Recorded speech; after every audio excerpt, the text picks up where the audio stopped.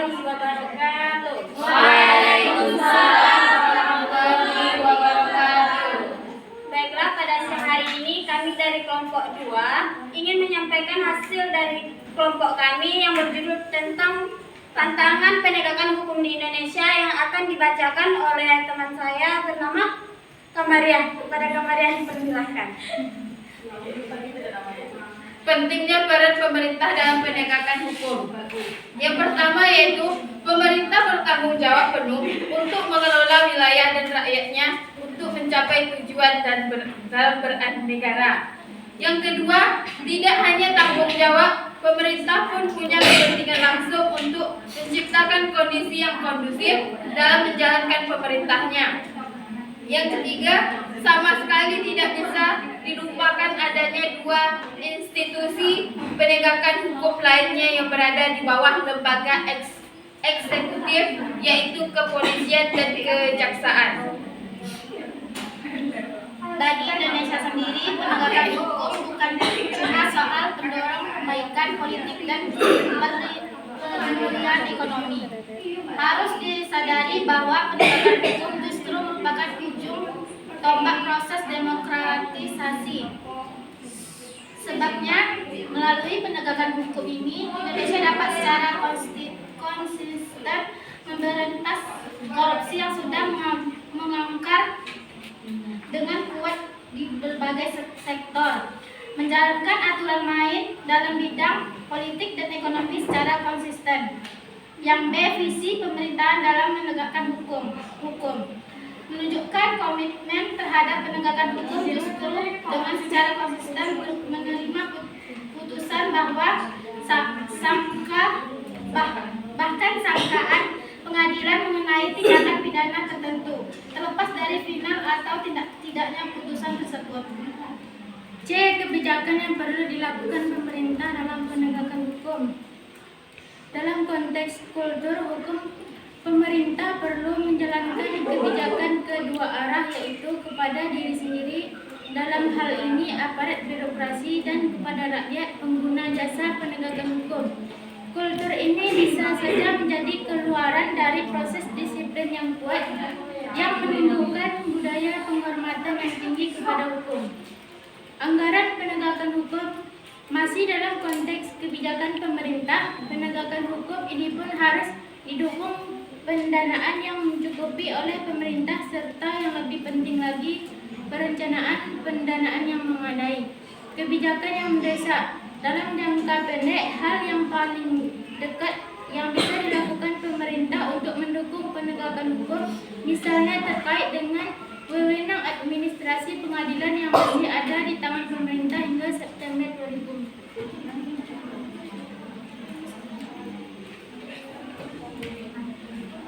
Itulah tadi hasil diskusi kami. Jika ada yang ingin menambahkan saran, kami persilahkan. Baiklah, selanjutnya kita masuk dalam sesi pertanyaan. Siapa yang ingin bertanya? Kepada kalian dipersilahkan. Assalamualaikum warahmatullahi wabarakatuh. Waalaikumsalam warahmatullahi wabarakatuh. Di sini saya ingin bertanya kepada kelompok yang tampil. Pertanyaannya, alasan apakah yang menyebabkan proses penegakan hukum di Indonesia cenderung sering dikatakan lambat? Alasan apakah yang menyebabkan proses penegakan hukum di Indonesia cenderung sering dikatakan lambat?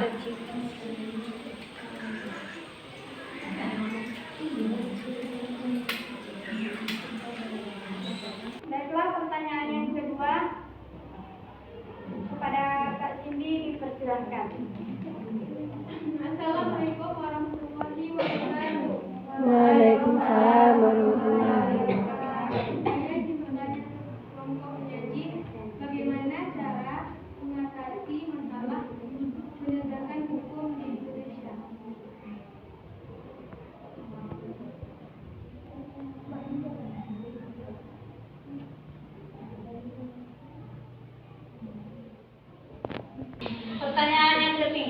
yang terakhir kepada Dijan Rista dipersilakan.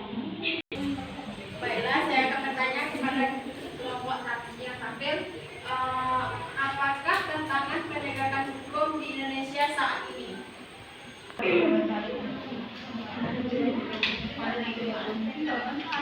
Baiklah, saya ulangi pertanyaan yang tadi. Yang pertama adalah pertanyaan Valen.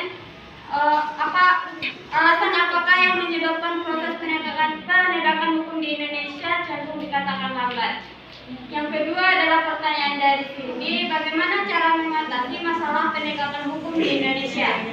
Sedangkan pertanyaan yang ketiga adalah pertanyaan Cita Herusa, apakah tantangan penegakan hukum di Indonesia saat ini? Itulah pertanyaan tadi, maka kami memohon waktu untuk menjawab pertanyaan dari teman-teman sekalian.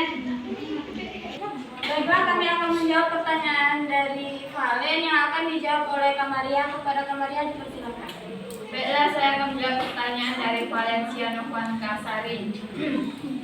Pertama, alasan apakah yang menyebabkan proses penegakan hukum di Indonesia cenderung dikatakan lambat? Yaitu pertama, rendahnya kualitas hakim, jaksa, polisi.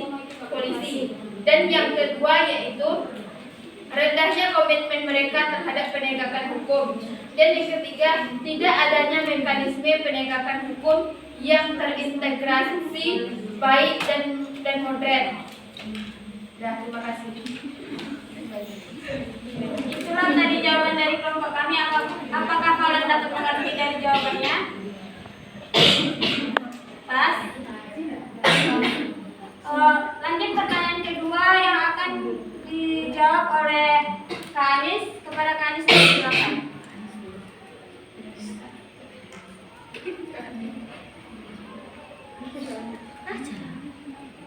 Bila saya akan menjawab pertanyaan sini, bagaimana cara mengatasi masalah penegakan hukum di Indonesia?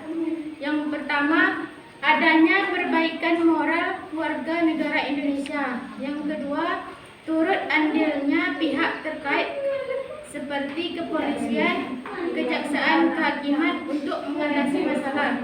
Yang ketiga, penegak hukum tidak hanya melihat fakta tetapi melihat dan menimbang latar belakang peristiwa. Apa alasan terjadi peristiwa tersebut? Yang keempat, penegak hukum tidak boleh arogan kaku.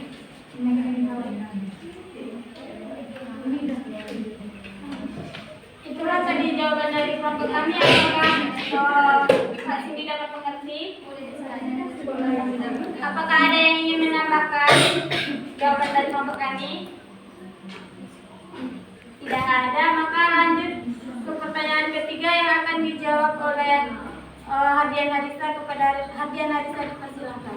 Baiklah, saya akan menjawab pertanyaan nomor 3. Apakah tantangan penegak hukum di Indonesia saat ini? Yang pertama, undang-undang, aparat penegak hukum, fasilitas masyarakat, dan stagnasi.